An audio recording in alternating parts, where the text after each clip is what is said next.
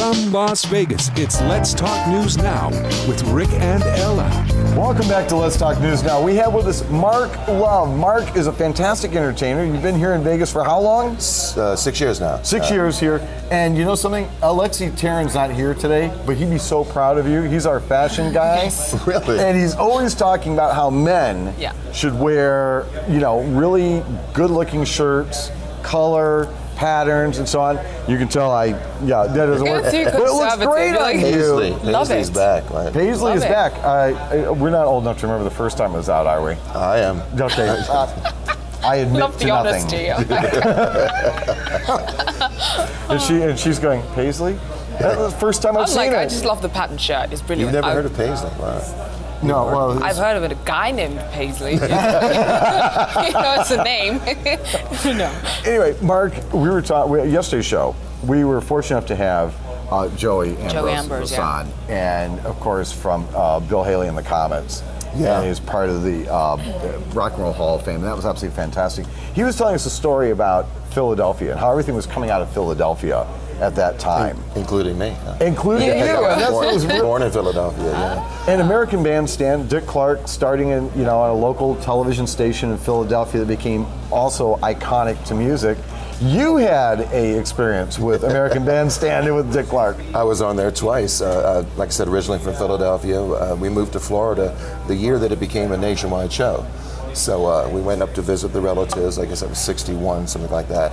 And I was on twice. I went on a Tuesday, and I think it was Bobby Rydell was on, and I had a baby alligator I brought up from Florida. So Dick Clark interviewed me. I got it to open its mouth, and that was cool. One time on, and I'm interviewed by Dick Clark. Right. Went back on Thursday, Conway Twitty was on, and Dick wants to know how far people have traveled to be on the show, and about 20 people raised their hand, and son of a gun, he talked to me again. So you were meant to be on I said I came up from Florida, and then he asked me a really difficult question. My family's sitting at home watching, including my uncle who we're staying with, and he asked me who I was staying with, and I got tongue-tied, said friends. So when I got back to my uncle's house, the door was locked, and he yelled through the door, "Go stay with those friends." And he had my alligator too. He was captive. Yeah. Did you ever get him back?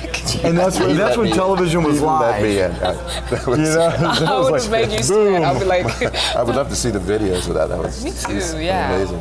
How much fun? Tell me, and I always ask this question. Dick Clark, off camera, the same charismatic, youthful guy you'd see on camera? As I recall, that was a long time ago. He's a very nice guy. The brief moments that we had, because he was joking with me later about the alligator and stuff. So. Too much fun.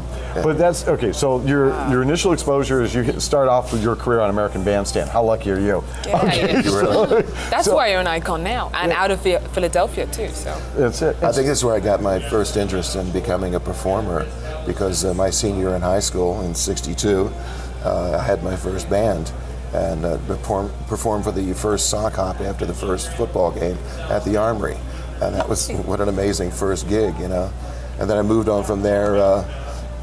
Had a your other first gig though is you were one of the very first DJs. Oh yeah. Disco DJs, you were telling me. Yeah, that was before disco really was happening, and we had the ribbons of light and the projections and all in '69, because I did all the announcing for all the bands that I had performed in. Someone heard my voice, and so that was there for like a year at the Scene in Orlando, and then in '70 moved on down to Miami, rushing out of here, and where I met Jim Morrison one night.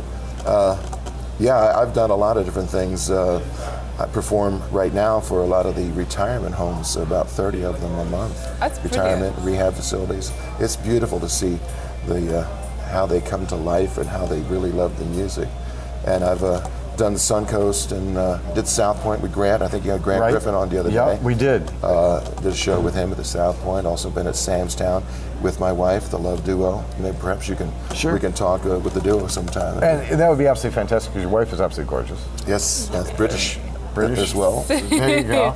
You're saying about beautiful women in Britain. I think it has to do with the fact that it's so cloudy. that they never, you know, they don't have to worry about The getting sun sun doesn't- and wrinkles and all those kinds of things. Lovely. But now you're getting ready for a brand new project with Right, yourself right. and Mark Maynard. Mark and Maynard, Paige. who does Frankie Valli, and he and I do Righteous Brothers, and we look like the Righteous Brothers. Paige Poole is Elvis. He did 7 years at the Riviera. He's amazing. And then I bumped into Andy Corridori at the Tap House where I appear every Monday night. Right.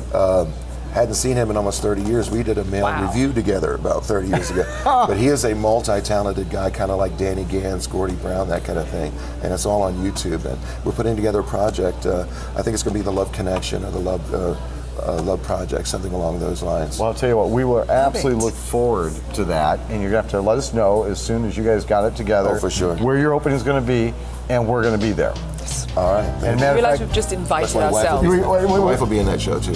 fantastic. There you go, you got it. In the meantime, we're going to take a short break, and you go get yourself a cup of coffee, because there's no better place to start your day than right now on Let's Talk News Now.